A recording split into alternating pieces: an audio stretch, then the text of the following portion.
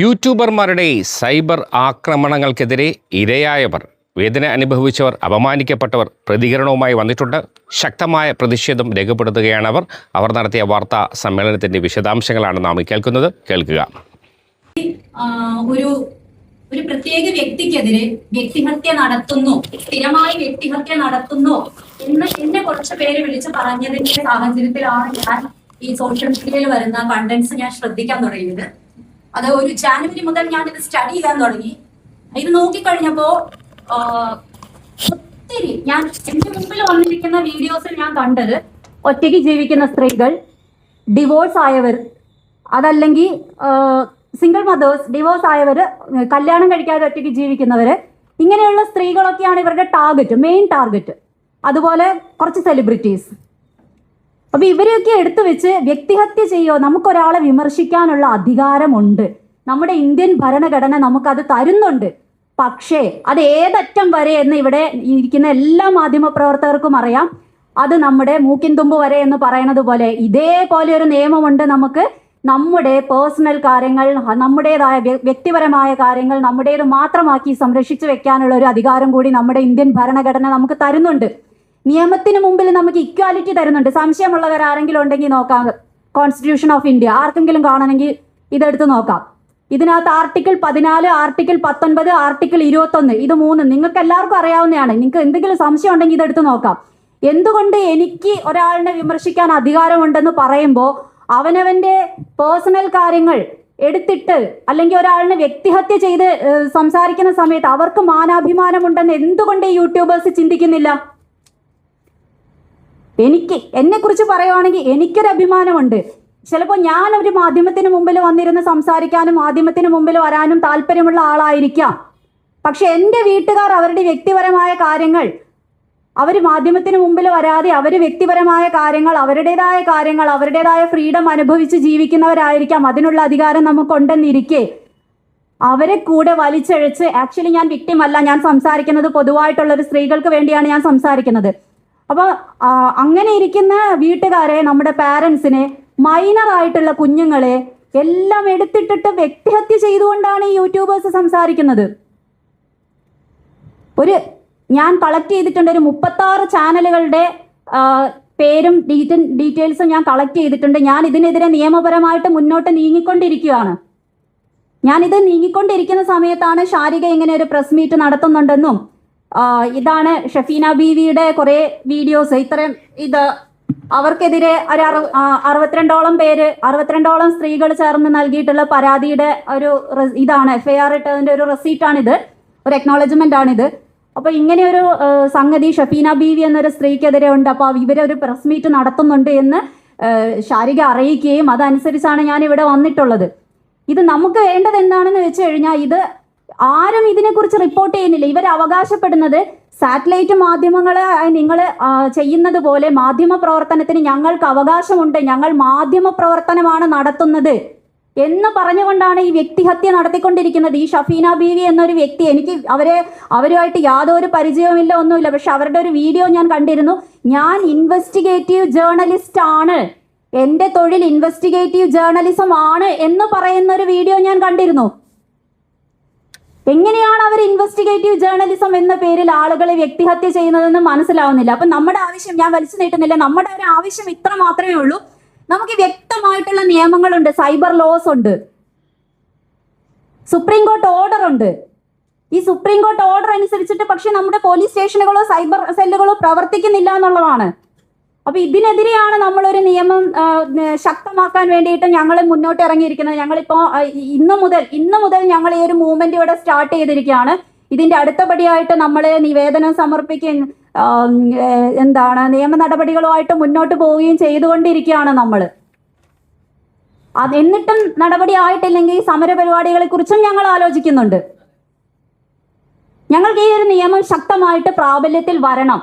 എല്ലാ സ്ത്രീകൾ മാത്രമല്ല, പുരുഷന്മാർ, നിങ്ങൾ അറിയാം, ഇവിടെ പ്രധാനമന്ത്രി എന്നില്ല, മുഖ്യമന്ത്രി എന്നില്ല, നമ്മുടെ പത്മശ്രീ കിട്ടിയ സ്റ്റാർസ് എന്നില്ല, ആരുമില്ല. എല്ലാവരെയും വലിച്ചു കയറുകയാണ്. പുരുഷന്മാരെന്നില്ല, സ്ത്രീകളെന്നില്ല, കൊച്ചുകുട്ടികളെന്നില്ല. അപ്പൊ ഇതൊന്നും നമ്മുടെ ഇന്ത്യൻ ഭരണഘടന അനുവദിച്ചു കൊടുത്തിട്ടുള്ളതല്ല. പച്ചയായ നിയമലംഘനമാണ് ഇവിടെ നടക്കുന്നത്. അപ്പൊ ഇതിനെതിരെ നിയമ നടപടികളുമായിട്ട് ഞങ്ങൾ ഇന്ന് മുതൽ മുമ്പോട്ട് പോവുകയാണ്. ഇതിന് യാതൊരു പരിഹാരവും ഉണ്ടായിട്ടില്ലെങ്കിൽ ഞങ്ങൾ സമര നടപടികളുമായിട്ട് ഞങ്ങൾ നീങ്ങും. അപ്പൊ ഇത് നിങ്ങളെ അറിയിക്കുക എന്നുള്ള ഒരു ഉദ്ദേശത്തോടെയാണ് ഞങ്ങൾ ഇവിടെ പത്രസമ്മേളനം നടത്തിയിട്ടുള്ളത്. നമുക്ക് ഇവരുടെ യൂട്യൂബേഴ്സിന്റെ ആക്രമണത്തിനിരയായിട്ടുള്ള 2 വിക്ടിംസ് ആണ് ഇവർ ഇരിക്കുന്നത്. അവർക്കുണ്ടായ കാര്യങ്ങൾ അവർ സംസാരിക്കുന്നതായിരിക്കും. അപ്പൊ നിങ്ങൾക്ക് അതിന്റെ കൂടുതലായിട്ട് എത്രമാത്രം ഹരാസ്മെന്റ് ആണ് അനുഭവിക്കുന്നതെന്നുള്ളത് നിങ്ങൾക്ക് മനസ്സിലാക്കാൻ സാധിക്കും. അപ്പൊ വിക്ടിംസ് സംസാരിക്കുന്നതായിരിക്കും. നന്ദി, നമസ്കാരം.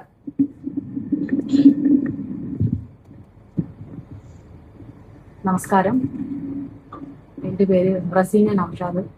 ഞാനൊരു സോഷ്യൽ മീഡിയയിൽ ഒരു കോണ്ടന്റ് ക്രിയേറ്ററാണ്. ഇപ്പോൾ ശാരിക മാം ഇവിടെ ഒരു ലേഡിയുടെ പേര് പറഞ്ഞിട്ടുണ്ടായിരുന്നു. അവരുടെ പേരിന്റെ കൂടെ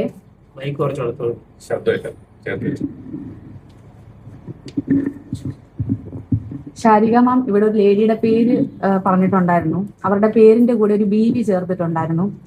ഈ BV എന്ന് പറയുന്ന വാക്ക് ഒരു പവിത്രമായ വാക്കാണ്. ഞാൻ എന്തായാലും അവരുടെ പേരിന്റെ കൂടെ ആ BV ചേർത്ത് പറയാൻ ഉദ്ദേശിക്കുന്നില്ല. കാരണം നമ്മുടെ ആദ്യത്തെ സുപ്രീം കോടതി ജസ്റ്റിസ് ആയിരുന്ന ഫാത്തിമ ബീവിയും ഒരു BV ആയിരുന്നു. അപ്പൊ അവരുടെയൊക്കെ പേരിന് കളങ്കം വരുന്ന രീതിയിൽ ഇവരുടെ പേരിന്റെ കൂടെ BV ചേർത്താലായിപ്പോകും. അതുകൊണ്ട് ഞാൻ ആ ലേഡിയെ ഷഫീന എന്ന് മാത്രമേ സംബോധന ചെയ്യുന്നുള്ളൂ. ഇവരാരാന്ന് ചോദിച്ചാൽ ഒരു സോഷ്യൽ മീഡിയ ഈവിളാണ് ഇവര്.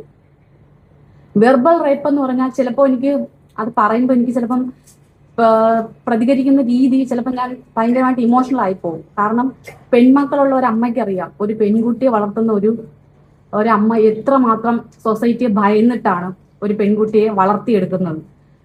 നമ്മുടെ ഒരു പെൺകുട്ടി വളർന്നു വരാൻ നമ്മൾ ആരെയൊക്കെ ഭയക്കണം? നമ്മുടെ വീടിന്റെ തൊട്ടടുത്തുള്ള ഒരു അങ്കിള് മിസ്യൂസ് ചെയ്യുന്ന ഭയക്കണം, വയസ്സായ അപ്പൂപ്പനെ ഭയക്കണം, വീട്ടിലുള്ള കസിൻസിനെ ഭയക്കണം. നമ്മൾ ആരെയൊക്കെ ഭയന്നിട്ടാണ് ഒരു പെൺകുട്ടി വളർത്തിയെടുക്കുന്നത്? നമ്മൾ അത്രയും കഷ്ടപ്പെട്ട് കണ്ണിന്റെ കൃഷ്ണമണി പോലെ വളർത്തിയെടുക്കുന്ന ഒരു കുഞ്ഞിനെ അച്ഛൻ യൂസ് ചെയ്യുന്നു എന്നൊരു സ്ത്രീ പബ്ലിക്കിൽ വന്നിരുന്ന് പറയുമ്പോൾ അത് കേൾക്കുന്ന ഒരു അമ്മയ്ക്ക് ഉണ്ടാകുന്ന മാനസികാവസ്ഥ അത് അനുഭവിക്കുന്നവർക്ക് മാത്രമേ അറിയാൻ പറ്റൂ. അതാണ് ഈ സ്ത്രീ എന്നോട് ചെയ്തത്. ഞാനൊരു സെക്കൻഡ് മാരേജ് ചെയ്ത ഒരാളാണ്. രണ്ടാനച്ഛന്മാരെല്ലാം പെൺമക്കളെ പീഡിപ്പിക്കുന്നവരാണോ? അല്ല. സ്വന്തം അച്ഛന്മാര് പെൺമക്കളെ യൂസ് ചെയ്യുന്നുണ്ടല്ലേ? എല്ലാ രണ്ടാനച്ഛന്മാരും പെൺമക്കളെ യൂസ് ചെയ്യുമെന്ന് പറയാൻ ലൈസൻസ് ഈ സ്ത്രീക്ക് ആരാണ് കൊടുത്തത്? അത് കേട്ടുകൊണ്ടിരിക്കുന്ന എന്റെ ഭർത്താവിനുണ്ടാവുന്ന മാനസികാവസ്ഥ. പൊന്നുപോലെ നോക്കുന്ന 2 കുഞ്ഞുങ്ങളെ, അദ്ദേഹം എന്റെ 2 മക്കളെ പൊന്നുപോലെയാണ് നോക്കുന്നത്. അയാൾക്ക് ഉണ്ടാവുന്ന ഒരു ഇമോഷണൽ ഡാമേജ് നിങ്ങൾ ചിന്തിച്ചിട്ടുണ്ടോ? അപ്പൊ ആ രീതിയിലാണ് ഈ സ്ത്രീ മറ്റുള്ളവരെ ഹറാസ് ചെയ്യുന്നത്. ഈ സോഷ്യൽ മീഡിയ മാധ്യമം എന്ന് പറയുന്ന മാധ്യമധർമ്മങ്ങൾ ഞാൻ ഒരുപാട് കണ്ടിട്ടുണ്ട്. ഈ വെർബൽ റേപ്പ് എങ്ങനെയാണ് മാധ്യമധർമ്മം ആവുന്നത്? നമുക്ക് കോടതി നിയമങ്ങളൊക്കെ ഉണ്ടെന്ന് പറയുന്നു. ഈ നമുക്ക് നമ്മുടെ മന്ത്രിമാരും ഇവരൊന്നും ഇത് കാണുന്നില്ല. ഇത്രയും ക്രൂക്കഡായിട്ട് ഇപ്പോ ഞാൻ റീസെന്റ് നടന്നൊരു കാര്യം പറയാം. ദയാ സുജിത്ത്, നമുക്ക് എല്ലാവർക്കും അറിയാം, മഞ്ജുപിള്ള മാമിന്റെ മകളെ ഈ സ്ത്രീ മോശം എന്ന് പറഞ്ഞാൽ അത് പബ്ലിക്കിൽ വന്നിരുന്ന് നമുക്ക് ഓപ്പൺ ആയിട്ട് പറയാൻ പറ്റാത്ത അത്രയും സ്ലട്ട് ഷെയ്മിങ് ആണ് ആ കുട്ടിയെ ചെയ്തിട്ടുള്ളത്. അന്ന് ഈ നമ്മുടെ ഈ ജെൻസി കുട്ടികളെല്ലാം കൂടി ഈ സ്ത്രീയെ എയറിൽ കയറ്റി അങ്ങോട്ട് എടുത്തിട്ട് അവരെ അമ്മാനം ആടിയിട്ടുണ്ടായിരുന്നു. മഞ്ജു പിള്ളയുടെ മകളെ പറഞ്ഞപ്പോൾ അത് വാർത്തയായി. എന്റെ മകളെ പറഞ്ഞപ്പോൾ അത് വാർത്തയായില്ല. എന്തുകൊണ്ടാണ്? ഞാൻ സെലിബ്രിറ്റി അല്ല, ഞാനൊരു സാധാരണ സ്ത്രീയാണ്. അപ്പോൾ വേദന എന്ന് പറയുന്നത് സെലിബ്രിറ്റികൾക്കല്ല, എല്ലാവർക്കും ഒരുപോലെയാണ്. നമ്മുടെ മക്കളെ പറയുന്നത് അത്ര സുഖമുള്ള കാര്യമൊന്നുമല്ല. ഇവർക്ക് എഗെയിൻസ്റ്റ് പറയുന്ന സ്ത്രീകളെ എല്ലാം ഈ വാക്ക് എനിക്ക് ഇവിടെ യൂസ് ചെയ്യാമോ എന്നറിഞ്ഞൂടാ. പക്ഷെ അവർക്ക് എഗെയിൻസ്റ്റ് പറയുന്ന സ്ത്രീകളെ അവർ പ്രോസ്റ്റിറ്റ്യൂട്ട് എന്നാണ് പറയുന്നത്. അവർക്ക് എഗെയിൻസ്റ്റ് ആര് പറയുന്നുവോ, ഒരു പ്രോസ്റ്റിറ്റ്യൂട്ടിനെ കളിയാക്കാൻ നമുക്ക് റൈറ്റ്സ് ഇല്ല. അത് ഒരു തൊഴിലായിട്ട് ചെയ്യുന്നവരെ പറയാൻ ഒരു റൈറ്റ്സ് നമുക്കില്ല. അത് അവരുടെ ഇതാണ്. അവരെ മറ്റുള്ള ഒരു സ്ത്രീ ഇവർക്ക് എഗെയിൻസ്റ്റ് പറയുമ്പോൾ ആ സ്ത്രീയെ പ്രോസ്റ്റിറ്റ്യൂട്ടുമായിട്ട് കമ്പയർ ചെയ്യാൻ ഇവർക്ക് ആരാണ് റൈറ്റ്സ് കൊടുത്തത്? ഈ സ്ത്രീക്ക് ആരാണ് ഇതിനൊക്കെയുള്ള അനുവാദം കൊടുത്തത്? അവർ പറയുന്നു അവരൊരു ഓൺലൈൻ ജേർണലിസ്റ്റ് ആണെന്ന്. മനുഷ്യന് അനാവശ്യം പറയുന്നതാണോ ജേർണലിസം? വായ്ത്തോന്നിയാസം വിളിച്ച് പറയുന്നതൊക്കെ എന്നാണ് ജേർണലിസം ആയത്? അതിനെ അനുവദിച്ചത് കോടതിയാന്ന് പറയുന്നു. ഏത് കോടതിയാണ് തോന്നിയാസം പറയാൻ അനുവാദം കൊടുക്കുന്നത്? അല്ലെങ്കിൽ തന്നെ എനിക്ക് അറിയാൻ പാടില്ലാഞ്ഞിട്ട് ഞാൻ ചോദിക്കുവാണ്, ഇവിടെ ഏതെങ്കിലും ജേർണലിസ്റ്റുകൾ ഉണ്ടെങ്കിൽ എനിക്കൊന്ന് ഉത്തരം തരണം. കോടതിയാണോ ജേർണലിസ്റ്റ് അനുവദിക്കുന്നത്? നിങ്ങൾക്ക് സർട്ടിഫിക്കറ്റ് തരുന്നത് കോടതിയാണോ? നിങ്ങളൊരു കോഴ്സ് എടുത്ത് പഠിച്ചിട്ട് നിങ്ങൾക്ക് അതിൻ്റെയോടുള്ള ഒരു ആത്മാർത്ഥത കൊണ്ട് നിങ്ങൾക്ക് അതിലോട്ട് തിരിയണമെന്ന് വെച്ചിട്ട് നിങ്ങൾ അത് പഠിച്ചിട്ട് ചെയ്യുന്നതല്ലേ ജേർണലിസം? നിങ്ങൾ ഡെഡിക്കേറ്റഡ് ആയിട്ട് ചെയ്യുന്നതല്ലേ? ഒരാളെ തോന്നിയാസം പറയുന്നത് ജേർണലിസം ആണോ? പിന്നെ ഈ സ്ത്രീ എനിക്കെതിരെ ചെയ്ത വേറെ വലിയൊരു കാര്യം എന്ന് വെച്ചാൽ വ്യാജ മോഷണ കേസ് എന്റെ പേരിൽ കൊടുത്തിട്ടുണ്ടായിരുന്നു. അവിടെ നിന്ന് സൂയിസൈഡിന്റെ വക്കെന്നാണ് ഞാൻ ഇവിടെ വന്നിരിക്കുന്നത്. ഇന്ന് ഞാൻ ഈ സ്ത്രീക്കെതിരെ ഇത്രയും ബോൾഡായിട്ട് സംസാരിക്കുന്നത് ആ ഒരു കാര്യം ഞാൻ സർവൈവ് ചെയ്തതുകൊണ്ടാണ്, അത് ഗോ ത്രൂ ആയിട്ട് വന്നത് കൊണ്ടാണ് ഞാൻ ഇത്രയും ബോൾഡായിട്ട് സംസാരിക്കുന്നത്. ഒരു സമയത്ത് ഇവരുടെ ഈ സൈബർ അറ്റാക്ക് കാരണം, ഇവരുടെ ഈ വൃത്തികെട്ട ലാംഗ്വേജ് കാരണം എനിക്ക് ജീവിക്കേണ്ട, എൻ്റെ മക്കളെ പോലും ഓർക്കാതെ ഞാൻ സൂയിസൈഡ് ചെയ്യണം എന്ന് വിചാരിച്ച ആളാണ്. വ്യാജമോഷണം അത് എത്രത്തോളമാണെന്ന്, ഇപ്പൊ പേരൂർക്കട ഒരു സ്ത്രീയുടെ പേരിൽ വ്യാജമോഷണം അത് തെളിയിക്കപ്പെട്ടിട്ട് ആ കുടുംബത്തിന് നഷ്ടപരിഹാരം കൊടുക്കണമെന്ന് പറഞ്ഞൊരു സ്ത്രീയുടെ അത് തെളിഞ്ഞിട്ടുണ്ടായിരുന്നു. അപ്പൊ അത് തെളിഞ്ഞപ്പോഴാണ് അത് വ്യാജമോഷണമാണെന്ന് നിങ്ങൾ അറിഞ്ഞത്. ആ സമയത്ത് അത് ആരോപിക്കപ്പെട്ടപ്പോൾ ആ സ്ത്രീ അനുഭവിച്ച മാനസിക വിഷമം എത്രയാണെന്ന് നിങ്ങൾക്കൊക്കെ അറിയാമോ? അപ്പൊ ഈ രീതിയിൽ ഞാൻ ബഹുമാനപ്പെട്ട നമ്മുടെ ചീഫ് മിനിസ്റ്ററോടാണ് പറയുന്നത്, ഈ രീതിയിൽ വെർബൽ റേപ്പ് ചെയ്യുന്ന ഈ സോഷ്യൽ മീഡിയയിൽ ഒരു ജിമെയിൽ ID തുടങ്ങി ഒരു ചാനൽ ഉണ്ടാക്കി വെച്ചിട്ട് അതിൽ വന്നിരുന്ന് ഗൂഗിളിൽ നിന്ന് പൈസ കിട്ടുന്നത് കൊണ്ട് മാത്രം എനിക്ക് എങ്ങനെയും പണം ഉണ്ടാക്കിയാൽ മതി, അതിന് മറ്റുള്ളവരുടെ നാണത്തിനും മാനത്തിനും ആത്മാഭിമാനത്തിനും ഒരു വിലയും കൊടുക്കാതെ, ഇവര് ഒരാൾ മാത്രമല്ല കേട്ടോ, ഇതുപോലെ ചെയ്യുന്ന ഒത്തിരി പേര് നമ്മുടെ ഈ സോഷ്യൽ മീഡിയയിലുണ്ട്. ഒത്തിരി പേര്, അതായത് തംബ്നെയിൽസ് പോലും അറയ്ക്കുന്ന രീതിയിൽ അത് വ്യൂ കിട്ടാം, ഒരു വ്യൂവർഷിപ്പിന് വേണ്ടി നമ്മളൊന്ന് ടച്ച് ചെയ്ത് അത് കാണാൻ വേണ്ടിയിട്ട് മാത്രം ആ പറയുന്ന കാര്യവുമായിട്ട് യാതൊരുവിധ ബന്ധവുമില്ലാത്ത വൃത്തികെട്ട തംബ്നെയിൽസ് വെച്ചിട്ട് കേവലം ക്ലിക്ക് ബൈറ്റിന് വേണ്ടിയിട്ട് വീഡിയോ ചെയ്യുന്ന ആളുകളുണ്ട് നമ്മുടെ ഈ സോഷ്യൽ മീഡിയയിൽ. ഇതിനൊരു അറുതി കൊണ്ടുവരണം. നമുക്ക് ആരെയും എന്തും വിളിച്ചു പറയാമെന്നുള്ള ഒരു ധൈര്യം ഇവരിൽ നിന്ന് എടുത്ത് മാറ്റണം. ഇവരെയൊന്നും പോലീസ് പിടിച്ചുകൊണ്ട് അറസ്റ്റ് ചെയ്ത് അകത്തിടണമെന്നല്ല പറയുന്നത്. അറ്റ്ലീസ്റ്റ് ഗൂഗിളിൽ നിന്നെങ്കിലും ഒരു ഇതുണ്ടായിട്ട് ഇടപെട്ടിട്ട് ഈ വെർബൽ റേപ്പ് ചെയ്യുന്ന ചാനലുകളെ ഒന്ന് പൂട്ടിക്കിടണം. ഒരു 11 വയസ്സുള്ള കുഞ്ഞിനെ അനാവശ്യം പറഞ്ഞപ്പോ ചങ്ക് പൊട്ടിയ ഒരു അമ്മയുടെ ഒരു റിക്വസ്റ്റ് ആണത്. Thank you so much.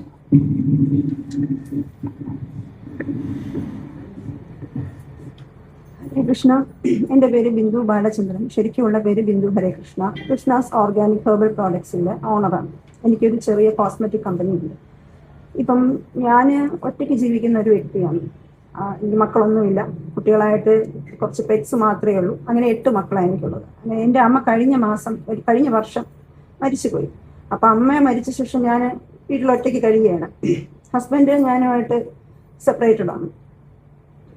അപ്പോൾ ഒറ്റപ്പെട്ട് ജീവിക്കുന്ന സമയത്താണ് ഞാൻ ഈ രേണുവിനെ കുറിച്ച് ഞാൻ സാധാരണ ഇങ്ങനെയുള്ള ഈ സോഷ്യൽ മീഡിയ അറ്റാക്ക് ചെയ്യുന്ന സ്ത്രീകളെ ഞാൻ ഒരുപാട് സപ്പോർട്ട് ചെയ്യാറുണ്ട്.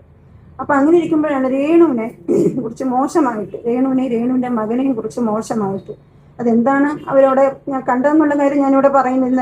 ഇന്നലെയൊക്കെ ആ ഒരു കാര്യം പുറത്ത് വന്നിട്ടുണ്ടായിരുന്നു. ഈ രാജ് ടോക്സ് എന്ന് പറയുന്ന ആള്, രാജേഷ് രാജ്, അയാളുടെ ശരിക്കുമുള്ള പേര് രാജേഷ് രാജ്, രാജ് ടോക്സ്, രാജ് റിയാക്ട്സ് എന്ന് പറയുന്ന 2 ചാനലുകൾ നടത്തുന്ന രാജേഷ് രാജ് എന്ന് പറയുന്ന രാജ് ടോക്ക്, അയാൾക്ക് ഫേക്ക് അക്കൗണ്ടുകൾ ഒരുപാടുണ്ട്. രവിത മനോജ് എന്ന് പറയുന്ന ഒരു ഫേക്ക് അക്കൗണ്ടിൽ നിന്നാണ് ഈ രേണു സുധിയെ കുറിച്ച് മോശമായ ഒരു പോസ്റ്റ് ഇട്ടത്. അപ്പം ഞാൻ ഇയാളുടെ മെസ്സഞ്ചറിൽ പോയിട്ട്, ഞാനത് സ്ത്രീയാണെന്നാണ് ഞാൻ കരുതിയത്, രവിത മനോജ് എന്ന് കണ്ടപ്പോൾ ഞാൻ സംസാരിച്ചു. എൻ്റെ ഫോണിൽ അത് കിടപ്പുണ്ടാവും. ഞങ്ങൾ തമ്മിലുള്ള കോൺവെർസേഷൻസ് എല്ലാം എൻ്റെ മെസ്സഞ്ചറിൽ തന്നെ കിടപ്പുണ്ട്. അയാൾ പറയുന്നത് എവിഡൻസ് ആണെന്നൊക്കെയാണ് പറയുന്നത്. എൻ്റെ ഫോണിൽ കിടപ്പുണ്ട്.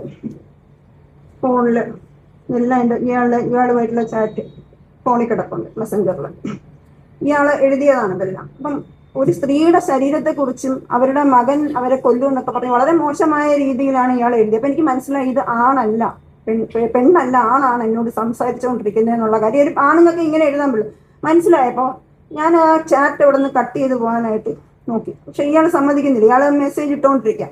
അപ്പം ഞാൻ ഇയാളൊന്ന് ഒഴിഞ്ഞു പോകാൻ വേണ്ടി ഞാൻ പറഞ്ഞു, എനിക്ക് ചാത്തൻ സേവയുണ്ട്, ചാത്തൻ സേവ ചെയ്ത് നിന്നെ ഞാൻ ശരിയാക്കും, അങ്ങനെ ചെയ്യും ഇങ്ങനെ ചെയ്യും എന്നൊക്കെ പറഞ്ഞിട്ട് ഞാൻ നല്ല രീതിയിൽ വഴക്ക് കൊടുത്തു. അപ്പം ഇയാൾ എന്ത് ചെയ്യുന്ന വെച്ചാൽ അത് അവിടെ ചാറ്റ് അവസാനിപ്പിച്ചു. വിചാരിച്ചു ഇത് അവിടെ വെച്ച് അവസാനിച്ചു എന്നാണ് ഞാൻ കരുതിയത്. അടുത്ത ദിവസം രാത്രി 10:37 എനിക്കൊരു മെസ്സേജ്, ചാത്തൻ സേവയ്ക്ക് റേറ്റ്, അത് വിളിക്കുന്ന ഒരു സ്കൈപ്പ് നമ്പർ എന്നാണ്. ഞാൻ അതിൻ്റെ ഡീറ്റെയിൽസ് എടുത്തിട്ട് തരാം. ഇതൊക്കെ എൻ്റെ ഫോണിലുള്ള എവിഡൻസ് ആണ്. അയാൾ പറയുന്നു AI എവിഡൻസ് ആണെന്നാണ് ഇപ്പൊ അയാൾ പറഞ്ഞുകൊണ്ടിരിക്കുന്നത്. യൂട്യൂബേഴ്സ് തന്നെ അത് പൊളിച്ചെഴുതിയിട്ടുണ്ട്. ഇതൊക്കെ അയാൾ എനിക്ക് അയച്ച മെസ്സേജുകളാണ്. രാജ് ടോക്സ് എന്ന് പറഞ്ഞ് ഞാനിപ്പോൾ സേവ് ചെയ്തിരിക്കുന്നു. ആ സമയം ഇത് സ്കൈപ്പ് നമ്പറാണ്. ഇപ്പൊ എൻ്റെ ഫോണിൽ സേവ് ചെയ്തിട്ടില്ല. ഇതല്ല ഞാനും അയാളുമായിട്ട് നടന്ന കോൺവെർസേഷൻസ് ആണ്. ഇയാള് രാത്രി എനിക്ക് മെസ്സേജ് അയച്ചിട്ട് പറയുന്നത് മോളെ എന്നൊക്കെ വിളിക്കുകയാണ്. ജീവിതത്തിൽ ആദ്യമായിട്ട് ഒരു അന്യപുരുഷൻ എന്നെ മോളെ എന്ന് വിളിക്കുന്നു. സ്വന്തം ഭർത്താവ് പോലും, ലവ് മാരേജ് ആയിരുന്നു, എന്നെ മോളെ എന്ന് വിളിച്ചിട്ടില്ല. എന്നെ വിളിക്കുകയാണ്, മോളെ നീ പിടിക്കപ്പെട്ടു, നിന്റെ കാര്യങ്ങളൊക്കെ ഞാൻ യു ആർ എക്സ്പോസ്ഡ് എന്നൊക്കെ പറഞ്ഞിട്ട് ഇയാൾ മെസ്സേജ് അയച്ചിട്ടുണ്ട്. പിന്നെ പറഞ്ഞു അപ്പം ഞാൻ യു ആർ എക്സ്പോസ്ഡ് എന്ന് പറഞ്ഞ് ഇയാൾ ഈ മെസ്സേജ് അയച്ചപ്പോൾ എനിക്കാകെ പേടിയായി, എൻ്റെ ഫോട്ടോ എന്തെങ്കിലും യൂസ് ചെയ്തിട്ടുണ്ടാവോ. അപ്പം ഞാൻ തിരിച്ച് ഇയാളുടെ നമ്പറിൽ വിളിച്ചു. ഈ നമ്പറിൽ വിളിച്ചപ്പോൾ ഇയാൾ എടുത്തിട്ട് സംസാരിക്കുകയാണ്. നിന്റെ ഫോട്ടോയും ഈ പറഞ്ഞ ഇന്നലെ നടന്ന കോൺവെർസേഷൻസ്, നീ ഒരു ബിസിനസ്സുകാരിയാണല്ലോ, അതിൽ നീ പറഞ്ഞ കാര്യങ്ങളൊക്കെ ഞാൻ ഷെയർ ചെയ്യും, യൂട്യൂബിലൊക്കെ അത് വരും, നീ നാറും. അപ്പം ഞാൻ പറഞ്ഞു, നീ ഇവിടെ വെള്ളം കൊണ്ടിട്ട് നമ്മൾ തമ്മിൽ അങ്ങനത്തെ ഒരു സെക്സ് ചാറ്റോ അങ്ങനത്തെ കാര്യങ്ങളൊന്നും അല്ലല്ലോ നടന്നത്. അല്ല, അത് നിന്നെ പോലൊരു ബിസിനസ് വുമൺ ആകുമ്പോൾ നിനക്ക് അതൊരു പ്രശ്നമാവുമല്ലോ എന്ന് പറഞ്ഞു. അപ്പം എന്നിട്ട് പറയണേ, ഇത് ഇനിയിപ്പം ഞാനത് പബ്ലിഷ് ചെയ്യാതിരിക്കണമെങ്കിൽ ഞാൻ പറയുന്ന ഹോട്ടലിൽ നീ വരണം, അവിടെ നമുക്കിരുന്ന് സോൾവ് ചെയ്യാം. ഇങ്ങനെയാണ് അയാൾ സംസാരിച്ചത്. അപ്പം ഞാൻ വ്യക്തമായിട്ട് കേട്ടതാണ് ഇയാളെ വോയിസ്. മാത്രമല്ല ഈ കേട്ട് പരിചയമുള്ള ഒരു ശബ്ദം. കാര്യം ഞാൻ ഈ രാജ് ടോക്സിൻ്റെ ഒക്കെ വീഡിയോസൊക്കെ ഞാൻ കാണാറുണ്ട്. അതിനുശേഷം അടുത്ത ദിവസം രാവിലെ ഇതുപോലെ സ്കൈപ്പ് നമ്പർ എന്നാണ് വിളിക്കുന്നത്, റെക്കോർഡ് ചെയ്യാൻ നമുക്ക് പറ്റത്തില്ല. അങ്ങനെ ഞാൻ ആകെ ഭയന്നു പോയി ഇയാളുടെ ഈ ഇത് കേട്ടപ്പോൾ. പക്ഷെ ഞാൻ ധൈര്യത്തിൽ പ്രതികരിച്ച് ഞാൻ അയാളെ ശരിക്കും സത്യം പറഞ്ഞാൽ ഞാൻ തെറി വിളിച്ചു കേട്ടോ, നല്ല രീതിയിൽ ഞാൻ അയാളെ തെറി വിളിച്ചു. ഫോൺ കട്ട് ചെയ്തു. അത് കഴിഞ്ഞ് അടുത്ത ദിവസം ആയപ്പോൾ ഞാനിങ്ങനെ ഈ ഷെഫീന ബീവി എന്ന് പറയുന്ന സ്ത്രീ എൻ്റെ വീഡിയോസ് അവർ ഷെയർ ചെയ്യണം. ഏകദേശം 46 വീഡിയോസോളം അവരുടെ ഫേസ്ബുക്കിലും ഒരു ലോങ് വീഡിയോ ആയിട്ട് എന്നെ ഒരു ക്രിമിനലായി എൻ്റെ ഫോട്ടോ എൻ്റെ നമ്പർ ഒക്കെ അവർ പബ്ലിഷ് ചെയ്തിട്ടുണ്ടായിരുന്നു. എവിടെ വേണമെങ്കിൽ കോണ്ടാക്ട് ചെയ്യുന്നൊക്കെ പറഞ്ഞിട്ട് ഞാനൊരു ക്രിമിനലാണ് എന്ന് പറഞ്ഞിട്ട് ഇവരുടെ യൂട്യൂബ് അത് 26K വ്യൂ ആയിട്ട് അവരുടെ യൂട്യൂബ് ചാനലിൽ കിടപ്പുണ്ട്, രാജ് ടോക്സിൻ്റെയും. അപ്പം ഈ ഷെഫീന പറയുന്നുണ്ട് രാജ് ടോക്സ് ആണ് ഇത് പുറത്തു വിട്ടതെന്ന് പറഞ്ഞു. അപ്പം ഞാൻ നേരെ രാജ് ടോക്സിൻ്റെ ചാനലിൽ പോയി നോക്കിയപ്പം എനിക്കതിൽ ഇതുപോലെ ഈ വീഡിയോ, അപ്പം എനിക്ക് ശബ്ദം എനിക്ക് ഫെമിലിയറായി, എന്നോട് സംസാരിച്ച ഇതേ ശബ്ദം. അപ്പോൾ അയാൾ പറയുന്നത് ഇത് ഞാൻ കുറച്ച് അപ്പം എനിക്ക് പറയാം, ഞാൻ ഇവരെ പോലെ യൂട്യൂബറോ ഒന്നുമല്ല. എന്നെ പറ്റി കുറേ വീഡിയോസ് ഞാൻ ചെയ്തിട്ടുണ്ട്, കുറേ വീഡിയോസ് ആണ് അവിടെ ചെയ്തിട്ടുണ്ട്. എന്നെ പട്ടി എന്നൊക്കെ അവൻ വിളിക്കുന്നുണ്ട്, പട്ടി എന്ന് വരെ എന്നെ എനിക്ക് അതാണ് എനിക്ക് മാത്രമല്ല എനിക്ക് ഏറ്റവും വിഷമമായത് ഇവരൊന്നും വീഡിയോ ചെയ്തല്ല, ഇവരുടെ ഫോളോവേഴ്സ് നമ്മളെ വെർബൽ റേപ്പ് ചെയ്യുകയാണ്. ഐ മീൻ അശ്ലീലം. ഓക്കെ. അപ്പൊ അങ്ങനെ ആയപ്പോഴും ഇപ്പൊ ഈ കേസ് കോടതിയിലോട്ട് പോയിട്ടുണ്ട്. അപ്പൊ അങ്ങനെ പറഞ്ഞപ്പോ ഞാനിപ്പോ ഇത് തെളിയിച്ച് ശരിക്കും പുറത്ു കൊണ്ടുവന്നത് കുറച്ച് യൂട്യൂബേഴ്സാണ്. ശ്രീധു പാറശാലയും അവരുടെ ഗ്രൂപ്പിലുള്ള കുറച്ച് പേരും കൂടെയാണ് ഇത് പുറത്തു കൊണ്ടുവന്നത്. ശ്രീധുവിന്റെ അടുത്ത് എൻ്റെ കയ്യിലുള്ള തെളിവുകൾ AI ആണെങ്കിൽ, എൻ്റെ ഫോണിലുള്ള തെളിവുകൾ AI ആണെന്ന് തെളിയിച്ചു കഴിഞ്ഞാൽ അവർക്ക് പണവും അവർക്ക് കണ്ടന്റും കൊടുക്കാമെന്നൊക്കെ അവരെ നേരിട്ട് പോയി കണ്ടു എന്നൊക്കെയാണ് ശ്രീധു പറയുന്നത്. ഓക്കെ, എൻ്റെയൊക്കെ വീഡിയോസ് ഉണ്ട്. എനിവേസ് ഇതിപ്പോൾ കോർട്ടിലോട്ട് മൂവ് ആയിട്ടുണ്ട്. ഞാൻ ഇവർക്ക് 2 പേർക്ക്, 1-ാം പ്രതി രാജ് ടോക്സ്, 2-ാം പ്രതി ഷെഫീന ബീവി, ഇവർ 2 പേരുടെയും പേരിൽ കേസ് ഫയൽ ചെയ്തിരിക്കുകയാണ്. ഇനി എത്രയും പെട്ടെന്ന് അതിന്റെ നടപടികൾ ഉണ്ടാവും.